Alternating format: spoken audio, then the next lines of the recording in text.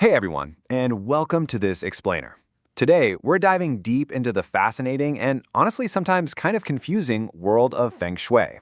We're going to explore its ancient roots, its ultimate goal of harmonizing us with our environment, and really break down the wildly different ways it's actually practiced today. Right off the bat, let's talk about a crazy story from our sources. There's this anecdote about a woman who, literally on the advice of a master, painted all her walls magenta to try and boost her love life. But guess what? After making this massive change, her luck didn't improve at all. Actually, scratch that, her mood got noticeably worse. It wasn't until she painted the walls back to a clean, minimalist white that her well-being bounced right back. So does that mean Feng Shui is just bogus? No, not at all. It just highlights a massive misunderstanding of what it actually is. I absolutely love this quote because it hits the nail on the head. True Feng Shui, it's not about superstition or arbitrarily painting your living room purple. At its core, it's this incredibly logical, ancient Chinese practice of harmonizing ourselves with our surroundings to enhance our well-being. It's really about applying instinct and common sense to how we shape the spaces we actually live and work in.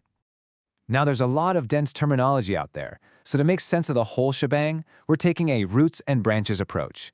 We'll start by clearing up some big myths, dig into the core foundational principles, the roots, and then we'll branch out to compare the major classic and modern schools of thought. Finally, we'll talk about how you can actually find your own harmony. Okay, so let's kick things off by busting the absolute biggest misconception about what this practice actually does. Here's the crucial takeaway. Feng Shui is a lot like sending a kid to a great school. It completely sets you up for success, it gives you the absolute best environment to achieve your goals, but you know what? You still have to do the homework. It doesn't magically guarantee you're going to win the lottery or find your soulmate. But creating a balanced space that makes you feel good, that is step one toward making those things happen. Before we get into all the different branches and schools, we really have to ground ourselves in the roots, the ancient Chinese philosophy that unites every single one of these systems. Our first root is qi, or chai. Whether a practitioner is looking at wind, water, or just the placement of your sofa, their ultimate goal is always to manage the flow of this invisible, vital life force energy. It's pretty straightforward. If qi flows smoothly, the space supports your health and prosperity.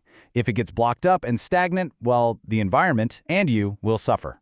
The second root is the concept of yin and yang. This is all about the dynamic balance of contrasting forces, and it perfectly explains why our homes need variety. Think about it. A bright, loud, highly active yang living room literally has to be balanced out by a dark, quiet, calming yin bedroom so you can actually get some sleep.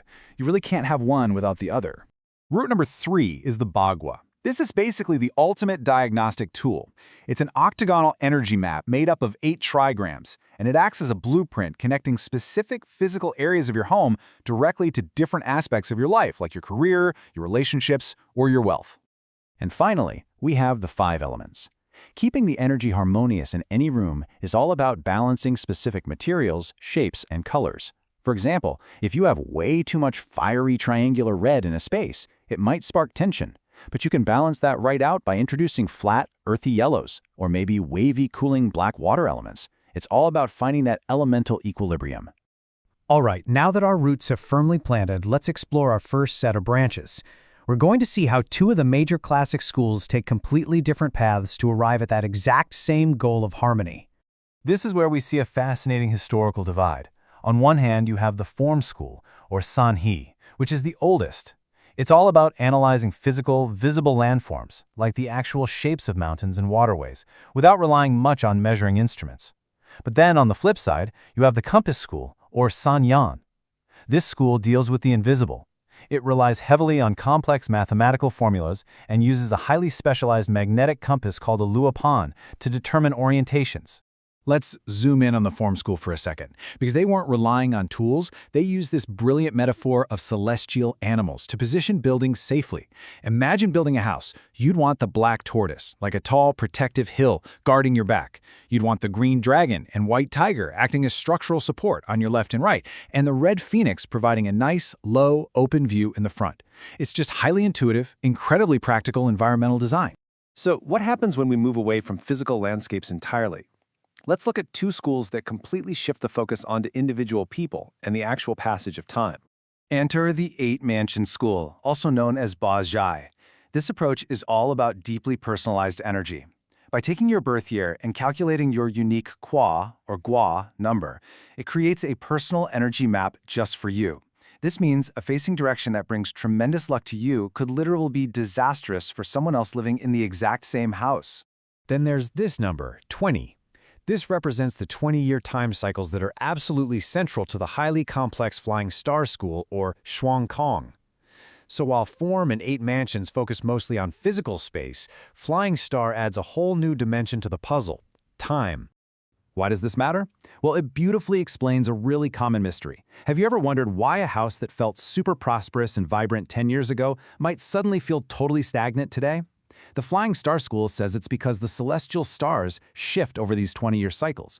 The energetic map of the home completely changes over time, meaning you have to make new adjustments to keep the harmony. Okay, let's jump into our final set of branches. These are approaches developed much more recently, essentially adapting ancient Eastern wisdom to fit into our modern Western lifestyles. The Black Hat sect, or BTB, is super interesting because it throws the magnetic compass out the window entirely. Instead, it places a fixed Bagua map based purely on the location of your architectural front door.